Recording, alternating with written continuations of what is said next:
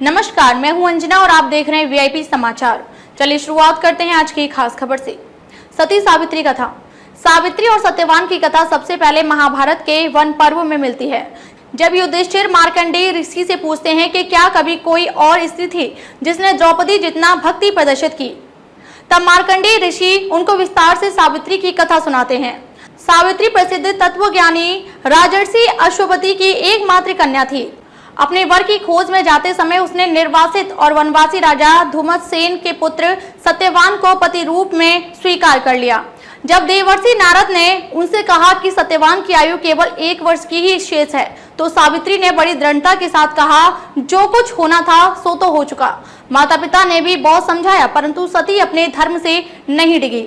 सावित्री का सत्यवान के साथ विवाह हो गया। सत्यवान बड़े गुणी, धर्मात्मा, माता पिता के भक्त एवं सुशील थे। सावित्री राजमहल छोड़कर जंगल की कुटिया में आ गई। आते ही उसने सारे वस्त्राभूषणों को त्याग कर सास ससुर और पति जैसे वर्कर के वस्त्र पहनते थे वैसे ही वस्त्र पहन लिए और अपना सारा समय अपने अंधे सास ससुर की सेवा में बिताने लगी। सत्यवान की मृत्यु का दिन निकट आ पहुंचा। सत्यवान अग्निहोत्र के लिए जंगल में लकड़ियां काटने जाया करते थे। आज सत्यवान के महाप्रयाण का दिन है। सावित्री चिंतित हो रही है। सत्यवान कुल्हाड़ी उठाकर जंगल की तरफ लकड़ियां काटने चले। सावित्री ने भी साथ चलने के लिए अत्यंत आग्रह किया। सत्यवान की स्वीकृति पाकर और सास ससुर से आज्ञा लेकर सावित्री भी पति के साथ वन में गई। सत्यवान लकड़ियां काटने वृक्ष पर चढ़े, परंतु तुरंत ही उन्हें चक्कर आने लगा और वे कुल्हाड़ी फेंककर नीचे उतर आई। पति का सिर अपनी गोद में रखकर सावित्री उन्हें अपने आंचल से हवा करने लगी। थोड़ी देर में ही उसने भैंसे के ऊपर चढ़े हुए काले रंग के सुंदर अंगों वाले, हाथ में फांसी की डोरी लिए हुए, सूर्य के समान तेज वाले एक भयंकर देव पुरुष को देखा। उसने सत्यवान के शरीर से फांसी की डोरी में बंधे हुए अंगूठे के बराबर पुरुष को बलपूर्वक खींच लिया। सावित्री ने अत्यंत व्याकुल होकर आर्त स्वर में पूछा, हे देव, आप कौन हैं और मेरे इन हृदय धन को कहाँ ले जा रहे हैं? उस पुरुष ने उत्तर दिया, हे तपस्विनी, तुम पतिव्रता हो।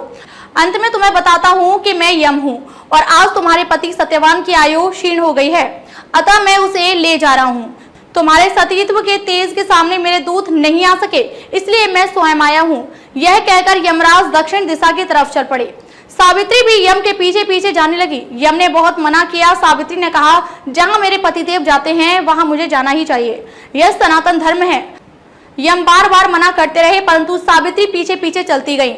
उसकी इस दृढ़ निष्ठा और पतिव्रता धर्म से प्रसन्न होकर यम ने एक एक करके वन रूप में सावित्री के अंधे सास ससुर को आंखें दी, खोया हुआ राज्य दिया, उसके पिता को 100 पुत्र दिए और सावित्री को लौट जाने को कहा। परंतु सावित्री के प्राण तो यमराज लिए जा रहे थे, वह लौटते कैसे? यमराज ने फिर कहा कि सत्यवान को छोड़कर चाहे जो मांग लो। सावित्री ने कहा, यदि आप प्रसन्न हैं तो मुझे सत्यवान से 100 पुत्र प्रदान करें। यम ने बिना ही सोचे प्रसन्न मन से तथास्तु कह दिया। वचनबद्ध यमराज आगे बढ़े। सावित्री ने कहा, मेरे पति को आप लिए जा रहे हैं और मुझे 100 पुत्रों का वर दिए जा रहे हैं, यह कैसे संभव है? मैं पति के बिना सुख, स्वर्ग और लक्ष्मी किसी की भी कामना नहीं करती, बिना पति में जीना भी नहीं चाहती। खबरों में अब तक ले बस इतना ही। फिर होगी आपसे मुलाकात कुछ ऐसी ही खास खबरों के साथ। तब तक के लिए नमस्कार और देखते रहिए वीआईपी समाचार।